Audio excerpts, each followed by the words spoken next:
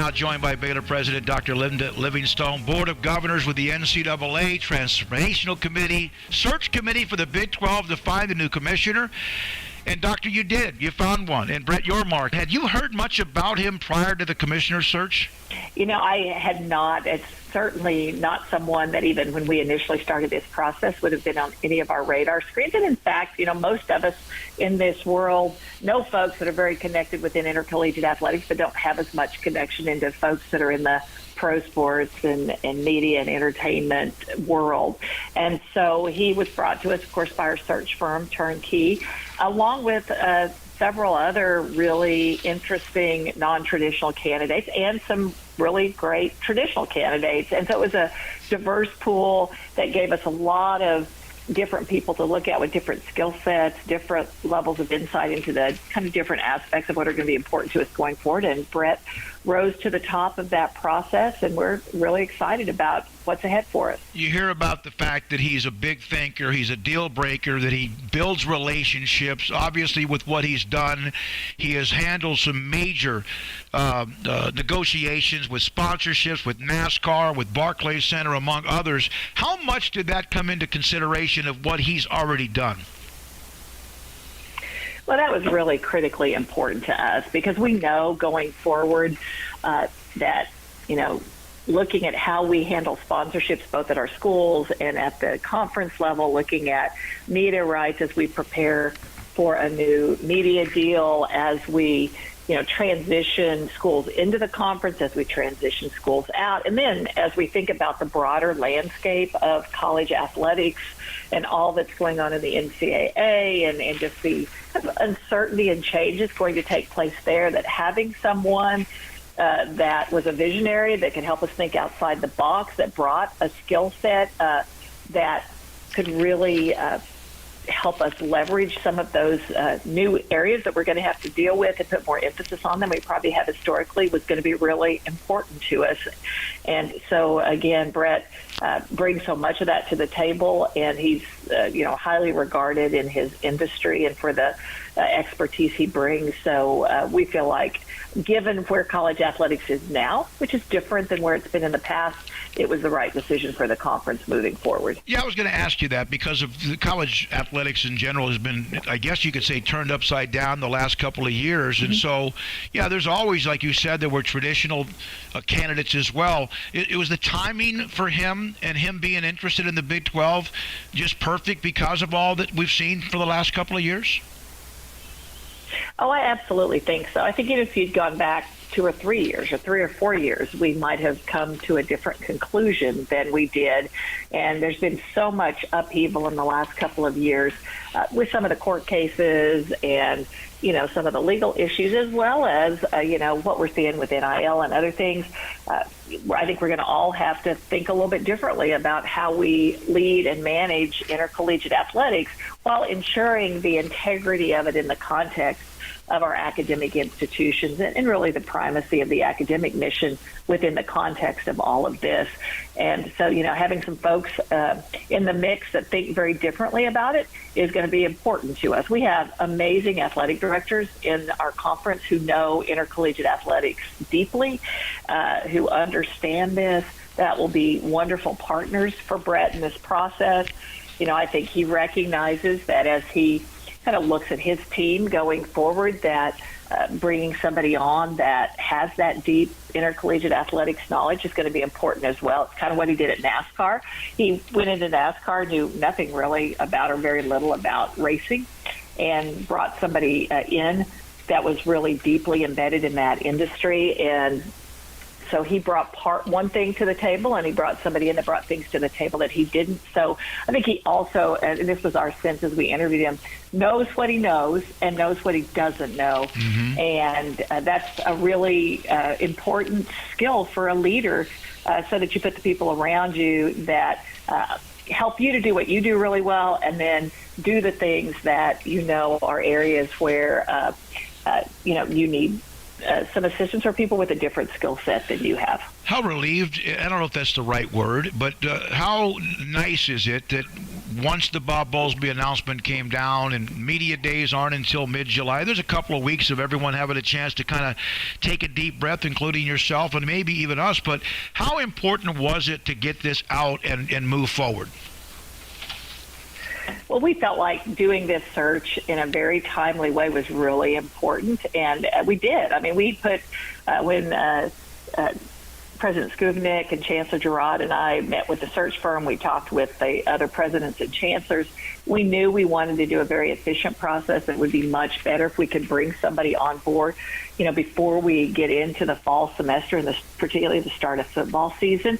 Now, we weren't going to do that at the expense of making sure we found who we thought was the best candidate, but we worked closely with the search firm. We put together a really tight timeline, and then we lived by that. Credit to the search firm for really leaning into it, and then all of us in the conference that were involved really stepping up and making our calendars work to make it happen. So we thought it was really important. We think this is going to be really good going into the new year. And then when we've got the new schools coming in next summer, it really gives a year runway for the new commissioner to help ensure that happens in a really fabulous way. And actually, we can even begin the messaging in a way that gets everybody excited about what we're going to look like a year from now, different than we look like now. I saw the release, and not many that I can remember commissioners in sports other than professionally. Do you have, for example, the NBA commissioner in Adam Silver, who knows Brett from his time with Barclays, among other things that he's done with Rock Nation as well. That was unique. And then also Fox Sports CEO and executive producer Eric Shanks, I think he's got a pretty good friendship with him as well. Anything to read into the fact that Fox Sports was a part of the quote when it comes to the release because of a relationship Big 12 has with Fox Sports and possible future TV negotiations in a couple of years?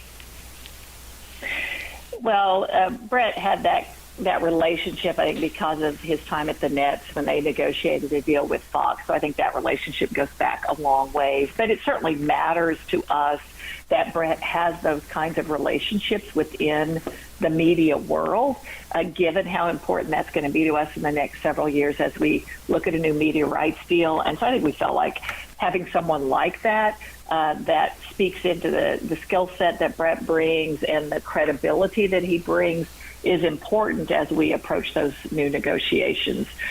So we were pleased that he was willing to share. And, of course, having Adam Silver speak into it was also fabulous, given his kind of many years of working with Brett. You hear all the time, Big Ten, SEC, and then there's everyone else in the Power Fives, and that sometimes can get people the hair on the back of your neck or the whatever. You kind of get a little bit frustrated with that because of how maybe nationally people look at the Big 12, Pac-12, ACC. But you're in the middle of all this with all the committees and, like I said, Board of Governors, Transformational Committee. Were you thrilled, happy, in a nice way, surprised what the interest was for someone to want to be a part of this conference despite some of the things that have happened recently? Well, we were thrilled with the quality of candidates we had, both non-traditional and traditional. And I think it speaks to the perspective that very broadly the conference is viewed as very strong. Very broadly, people were excited about the new schools that we're bringing in. Frankly, very excited about the broad national footprint that we now have from the East Coast to the Mountain region and, frankly, into the West Coast with the addition of BYU. And so I think it just showed that people have great confidence in the conference and where we're going, and that people were very excited about the opportunity to lead and help the conference become even stronger in the future. So, yeah, we were thrilled with the quality of the candidates from both non-traditional and traditional avenues. And, again, I think it speaks well to the conference and how it's viewed out there. How quickly did you know, with all respect to everyone else who was a candidate, when Brett, when you guys met him, got to know him, could you tell perhaps that he was, I don't want to use the word unique, but this could be someone special?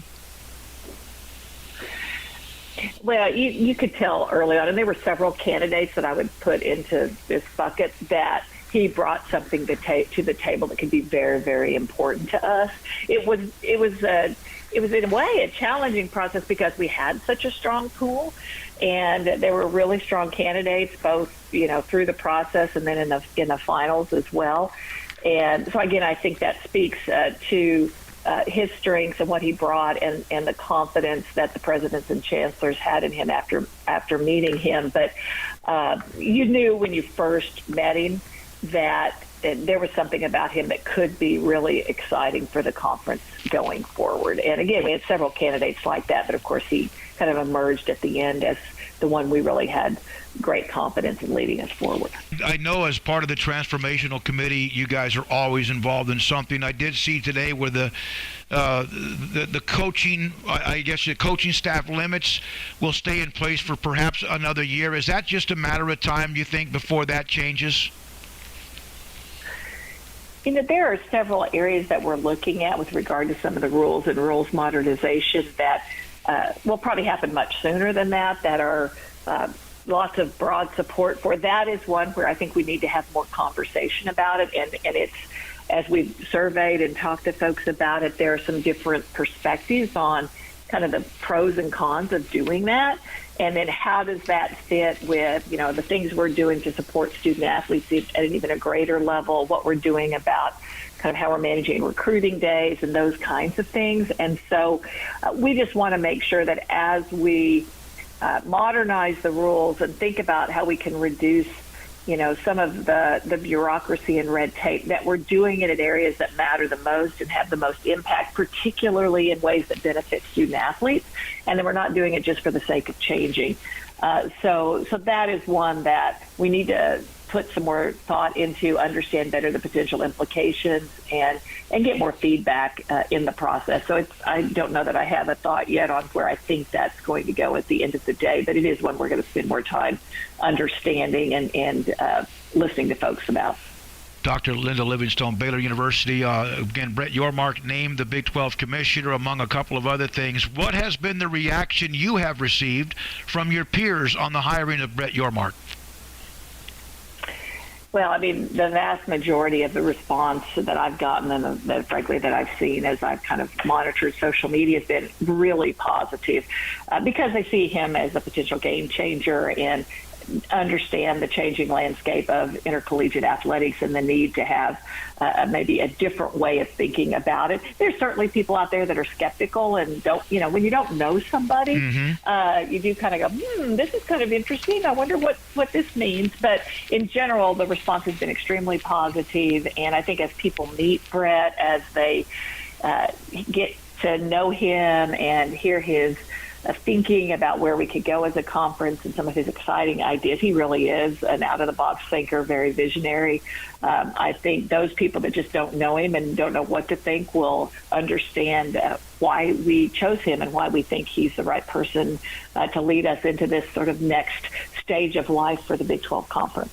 13 months ago, the Big 12 was rocked with the decision or the report that came out about Texas, Oklahoma, and the SEC. And, of course, it seemed like, my gosh, it was like what's next? And the conference recovered. Bob Bowlesby and company and others, presidents, ADs recovered and found the incoming four. Do you feel like right now with what's going forward, yes, TV negotiations, revenue negotiations are critical, but do you feel like right now that going forward the Big 12 is as close with parity among everyone than it's ever been since you've been around?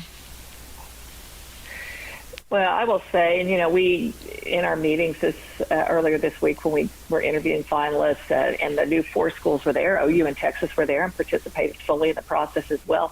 There was just a tremendous sense of collaboration and positivity about the conference and where we're going. And I absolutely believe that as we move forward and with the kind of the 12 schools that will ultimately be the conference, there's a great deal of willingness to collaborate, work together, recognizing that that's the way we're going to be strongest as a conference, and probably in ways that it may be hard for other conferences to do because I think there is going to be a tremendous amount of parity, and there's a great deal of respect across the conference for each other and for what we each bring. Both some things that are very similar and also some qualities that are quite different in the schools.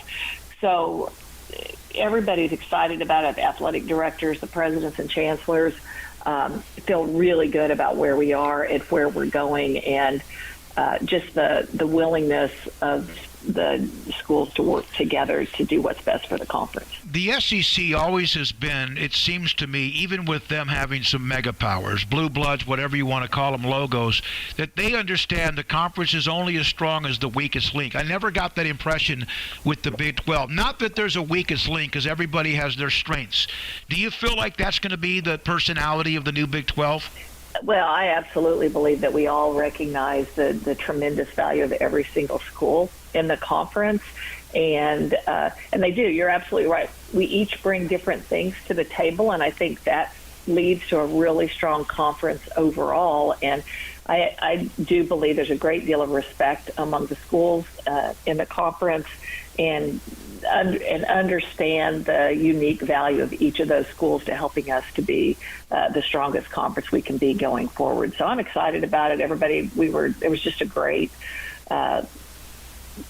sense among everyone this week when we were all together, and really looking forward to moving forward together. Thank you for your time. I know you're trying to just get away and decompress yourself. Thank you for your time, Dr. Livingstone. Appreciate you.